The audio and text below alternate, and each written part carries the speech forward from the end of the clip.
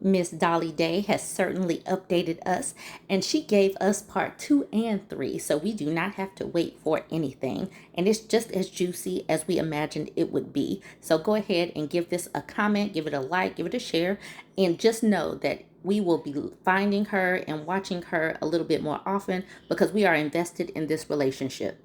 Sometimes things turn out a lot better than you think. So, this is what happened.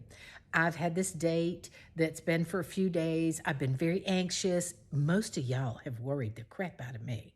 I mean, some of y'all's concerns were things that never crossed my mind. But okay, so he picks me up. I get in his truck.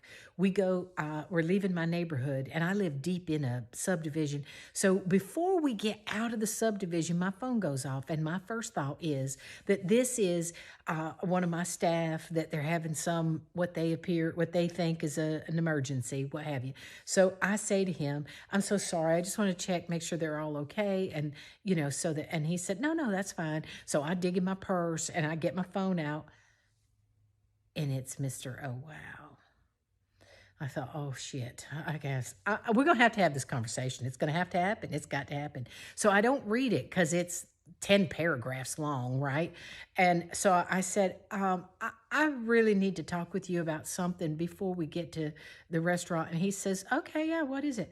And I said, no, it's this may, and he says, whoa, what's wrong? We're at a stop sign. He says, should I pull over? I said, maybe just for a minute.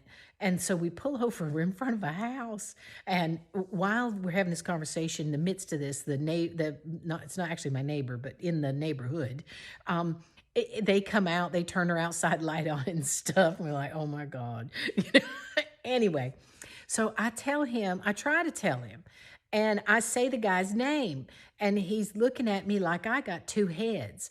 And I said, so I really believe that he works for you. And he said, what's his name? And I told him, and he said, are you sure? I said, yeah, he works at this company. I said, yes. And he said, what's he look like? And so I described the photograph that I have of him. And he said,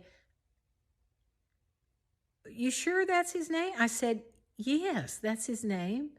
I said, why? He said, do you have a picture? So after a little further investigation here on the side of the road in front of this house, I pull out my phone and I scroll back through all the things. And I said, this photo, this is him. And he's like, that son of a bitch. I said, huh? He said, that's not his name. He said, that's his first name, but that's not his last name.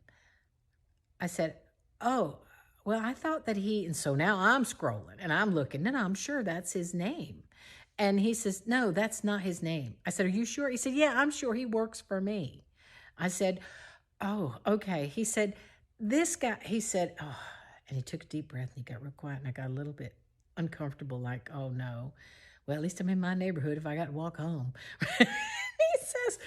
He says, come on. He says, look, this son of a bitch. And I said, okay, what am I missing? Because I know that you and him don't get along at work.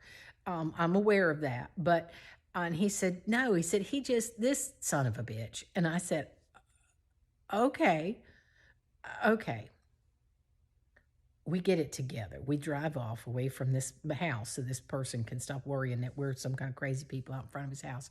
We get to the restaurant. We have decided that we're just going to act like we don't know nothing. So, because there's nothing to know, I never dated this man. This man doesn't know me. But this last message was one more rant. And in the message, he said that he wasn't feeling well this evening, and so he wouldn't be able to chat long. He was going to go to bed early. He's standing me up, I guess, on a text. I'm not sitting around on the edge of my seat waiting for his text. Okay, this is probably going to go longer. Oh gosh, it has. So we get ourselves together. We have a very interesting conversation. And we get to the restaurant. We decide we're not going to say anything. This is not our problem. So we get to the restaurant, And we go in, and they're hustling everyone to the back and into this one area where everyone's sitting together, and everyone gets seated, and I'm being introduced to people, and I see someone that I do know, and I'm shaking her hand, and we're all talking, and everyone's just all getting along. Everything's lovely. Well, we see him. We see him, and my date grabs my hand again and squeezes it and winks at me, and I was like, "Okay, we're all right." You know, he acknowledges that this is a little weird for me, but it's all good. It's weird for him too, I'm sure, right? So we're sitting there, and they had given us choices of chicken or steak. So I chose the chicken. Everything gets ordered, all the food gets delivered, and everyone's still talking. And then, of course, everybody's got to have a refill. It's a nonstop refill of the teas, and so there's a lot of chaos going on. Finally, everybody's done eating, and the plates are being carried off and pushed aside, and everyone's kind of milling around, talking to folks, and he ends up near our table. And I don't think he was intentionally walking over to talk to us or anything like that. I'm sure of it. But he ends up near our table, and I could not help myself. I try to be a lady. I do. And I'd already agreed that we're just not going to address this at all. But I just couldn't help myself. I jump up like I got a bottle rocket in my butt. I stand up, lean over that table, stretch my arm all the way across the table, got some sauce on my shirt and everything, didn't even stop to wipe it off my shirt, just all the way over that table. I stuck my hand out there and made that fool shake my hand. He was going to shake my hand or look like a jerk, as I am all but over this damn table. And I got my arm out, and I get a hold of his hand, and I squeeze it, and I'm smiling. And I said, "I'm so glad that you're feeling better and you were able to come this evening," like as if I'm the damn host. And I still got a hold of him. And he's looking, his eyes are getting big. He turned all kinds of shades of red and green, everything. And I said, and after I said that, "I'm so glad that you're feeling better and you were able to come this evening." And I said, "And is your lovely wife here? I'd like to say hi." I thought he was going to pass out.